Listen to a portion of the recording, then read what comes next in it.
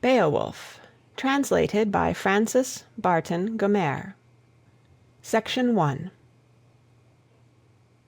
Lo, praise of the prowess of people-kings, of spear-armed Danes, in days long sped, we have heard, and what honor the athelings won! Oft skilled the Scefing from squadroned foes, from many a tribe, the mead-bench tore, awing the earls. Since erst he lay friendless, a foundling, fate repaid him, for he waxed under welkin, in wealth he throve, till before him the folk both far and near, who house by the whale-path, heard his mandate, gave him gifts. A good king he. To him an heir was afterward born, a son in his halls whom heaven sent to favor the folk, feeling their woe, that erst they had lacked an earl for leader so long a while. The Lord endowed him with wielder of wonder, with world's renown. Famed was this Beowulf, far flew the boast of him, son of Scyld, in the Scandian lands. So becomes it a youth to quit him well with his father's friends, by fee and gift, that to aid him, aged, in after days come warriors willing, should war draw nigh, liegemen loyal. By lauded deeds shall an earl have honor in every clan. Forth he fared at the fated moment, sturdy Scyld, to the shelter of God. Then they bore him over the ocean's billow, loving clansmen, as late he charged them, while wielded words the winsome Scyld, the leader beloved who long had ruled. In the roadstead rocked a ring-dight vessel, ice-flecked, outbound, atheling's barge. There laid they down their darling lord on the breast of the boat, the breaker of rings, by the mast the mighty one. Many a treasure fetched from far was freighted with him. No ship have I known so nobly dight with weapons of war and weeds of battle, with breastplate and blade. On his bosom lay a heaped hoard that hence should go far o'er the flood with him floating away. No less these loaded the lordly gifts, thane's huge treasure, than those had done who in former time forth had sent him sole on the seas, a suckling child. High o'er his head they hoist the standard, a gold-wove banner, let billows take him, gave him to ocean. Grave were their spirits, mournful their mood. No man is able to say in sooth, no son of the halls, no hero 'neath heaven, who harbored that freight. Now Beowulf bode in the burg of the Scyldings, leader beloved, and long he ruled, in fame with all folk, since his father had gone away from the world, till awoke an heir, haughty Healfdene, who held through life, sage and sturdy, the Scyldings glad. Then, one after one, there woke to him, to the chieftain of clansmen, children four. Heorogar, then Hrothgar, then Halga brave, and I heard that was Blank's queen, the Heathoscylfings' helpmate dear. To Hrothgar was given such glory of war, such honor of combat, that all his kin obeyed him gladly, till great grew his band of youthful comrades. It came in his mind to bid his henchmen a hall uprear, a master mead-house, mightier far than ever was seen by the sons of earth, and within it then to old and young he would all allot that the Lord had sent him, save only the land and the lives of his men. Wide, I heard, was the work commanded, for many a tribe this mid-earth round, to fashion the folkstead. It fell as he ordered, in rapid achievement, that ready it stood there, of halls the noblest. Heorot he named it, whose message had might in many a land. Not reckless of promise, the rings he dealt, treasure at banquet. There towered the hall, high, gabled wide, the hot surge waiting of furious flame. Nor far was that day when father and son-in-law stood in feud for warfare and hatred that woke again. With envy and anger an evil spirit endured the dole in his dark abode, that he heard each day the din of revel high in the hall. There harps rang out, clear song of the singer. He sang who knew tales of the early time of man, how the Almighty made the earth, fairest fields enfolded by water, set triumphant sun and moon for a light to lighten the land-dwellers, and braided bright the breast of earth with limbs and leaves, made life for all of mortal beings that breathe and move. So lived the clansmen in cheer and revel a winsome life, till one began to fashion evils, that field of hell. Grendel this monster grim was called, march-reaver mighty, in moorland living, in fen and fastness. Fief of the giants, the hapless wight a while had kept since the Creator his exile doomed. On kin of Cain was the killing avenged by sovereign God for slaughtered Abel. Ill fared his feud, and far was he driven for the slaughter's sake from sight of men. Of Cain awoke all that woeful breed, Etins and elves and evil spirits, as well as the giants that warred with God weary while, but their wage was paid them. Went he forth to find at fall of night that haughty house, and heed wherever the Ring-Danes out-revelled, to rest had gone. Found within it the atheling band, asleep after feasting, and fearless of sorrow of human hardship. Unhallowed wight, grim and greedy, he grasped betimes, wrathful, reckless from resting-places, thrifty of the thanes, and thence he rushed fain of his fell spoil, faring homeward, laden with slaughter, his lair to seek. Then at the dawning, as day was breaking, the might of Grendel to men was known. Then after wassail was wail uplifted, loud moan in the morn. The mighty chief, atheling excellent, unblithe sat, labored in woe for the loss of his thanes, when once had been traced the trail of the fiend, spirit accursed, too cruel that sorrow, too long, too loathsome. Not late the respite, with night returning anew began ruthless murder. He recked no whit, firm in his guilt of the feud and crime. They were easy to find who elsewhere sought in room remote their rest at night, bed in the bowers, when that bale was shown, was seen in sooth with surest token the hall thane's hate. Such held themselves far and fast who the fiend outran. Thus ruled unrighteous, and raged his fill one against all, until empty stood that lordly building, and long it bode so. 12 years' tide the trouble he bore, sovereign of Scyldings, sorrows in plenty, boundless cares. There came unhidden tidings true to the tribes of men in sorrowful songs, how ceaselessly Grendel harassed Hrothgar, what hate he bore him, what murder and massacre many a year, feud unfading.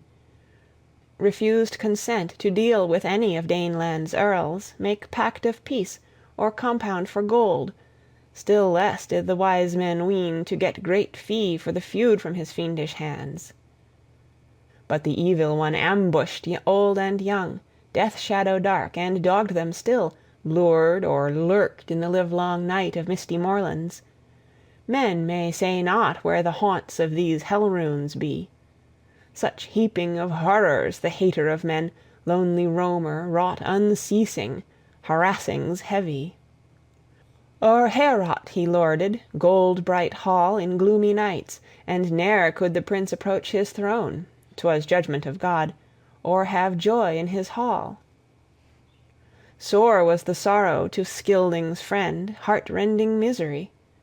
Many nobles sat assembled, and searched out counsel how it were best for bold-hearted men against harassing terror to try their hand. Whiles they vowed in their heathen fanes altar-offerings, asked with words that the Slayer of Souls would succor give them for the pain of their people. Their practice this, their heathen hope, 'twas hell they thought of in mood of their mind. Almighty they knew not, doomsman of deeds and dreadful lord, nor heaven's helmet heeded they ever, wielder of wonder. Woe for that man who in harm and hatred hales his soul to fiery embraces. Nor favor nor change awaits he ever, but well for him that after death day may draw to his Lord, and friendship find in the Father's arms. Thus seethed unceasing the son of Healfdene with the woe of these days. Not wisest men assuaged his sorrow, too sore the anguish, loathly and long, that lay on his folk, most baneful of burdens and bales of the night. This heard in his home Hygelac's thane, great among Geats, of Grendel's doings. He was the mightiest man of valor in that same day of this our life, stalwart and stately, a stout wave-walker, he bade make ready. "Yon battle-king," said he, "far o'er the swan-road he fain would seek the noble monarch who needed men." The prince's journey by prudent folk was little blamed, though they loved him dear. They whetted the hero and hailed good omens. And now the bold one from bands of Geats comrades chose, the keenest of warriors ere he could find. With 14 men the sea-wood he sought, and, sailor proved, led them on to the land's confines. Time had now flown. Afloat was the ship, boat under bluff. On board they climbed, warriors ready, waves were churning sea with sand. The sailors bore on the breast of the bark their bright array, their mail and weapons. The men pushed off on its willing way the well-braced craft. Then moved o'er the waters by might of the wind that bark like a bird with breast of foam, till in season due, on the second day, the curved prow such course had run that sailors now could see the land, sea-cliffs shining, steep high hills, headlands broad. Their haven was found, their journey ended. Up then quickly the waders' clansmen climbed ashore, anchored their sea-wood, with armor clashing and gear of battle. God they thanked for passing in peace o'er the paths of the sea. Now saw from the cliff a Scylding clansman, a warden that watched the water-side, how they bore o'er the gangway glittering shields, war-gear in readiness. Wonder seized him to know what manner of men they were. Straight to the strand his steed he rode, Hrothgar's henchman. With hand of might he shook his spear and spake in parley. "Who are ye then, ye armed men, mailed folk, that yon mighty vessel have urged thus over the ocean ways, here o'er the waters? A warden I, sentinel set o'er the sea-march here, lest any foe to the folk of Danes with harrying fleet should harm the land. No aliens ever at ease thus bore them, linden-wielders. Yet word of leave clearly ye lack from clansmen here, my folk's agreement. A greater ne'er saw I of warriors in world than is one of you, yon hero in harness. No henchman he worthied by weapons, if witness his features, his peerless presence. I pray you, though, tell your folk and home, lest hence ye fare, suspect to wander your way as spies in Danish land. Now, dwellers afar, ocean travellers, take from me simple advice. The sooner the better I hear of the country whence ye came." To him the stateliest spake in answer, the warrior's leader his word-hoard unlocked. "We are by kin of the clan of Geats, and Hygelac's own hearth-fellows we. To folk afar was my father known, noble atheling, Ecgtheow named. Full of winters he fared away aged from earth. He is honored still through width of the world by wise men all. To thy lord and liege in loyal mood we hasten hither, to Healfdene's son, people protector. Be pleased to advise us. To that mighty one come we on mickle errand, to the lord of the Danes, nor deem I right that aught be hidden. We hear, thou knowest if sooth it is, the saying of men that amid the Scyldings a scathing monster, dark ill-doer in dusky nights, shows terrific his rage unmatched, hatred and murder. To Hrothgar I in greatness of soul would succor bring, so the wise and brave may worst his foes.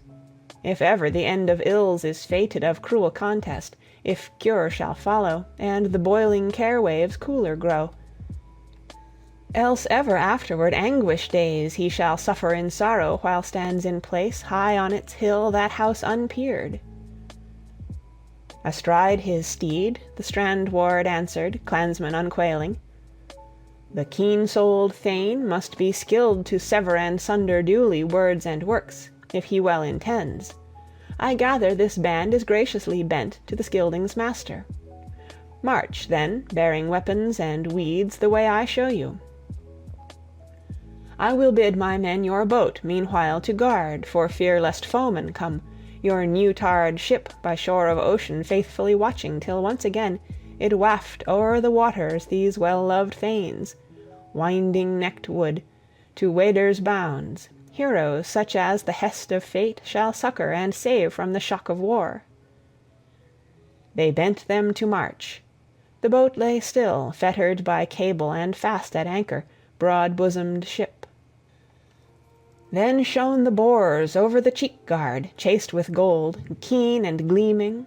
Guard it kept o'er the man-of-war, as marched along heroes in haste, till the hall they saw, broad of gable and bright with gold, that was the fairest, mid folk of earth, of houses 'neath heaven, where Hrothgar lived, and the gleam of it lightened o'er lands afar. The sturdy shieldsman showed that bright burg of the boldest, bade them go straightway hither. His steed then turned, hardy hero, and hailed them thus: "'Tis time that I fare from you. Father Almighty in grace and mercy guard you well, safe in your seekings. Seaward I go, 'gainst hostile warriors hold my watch."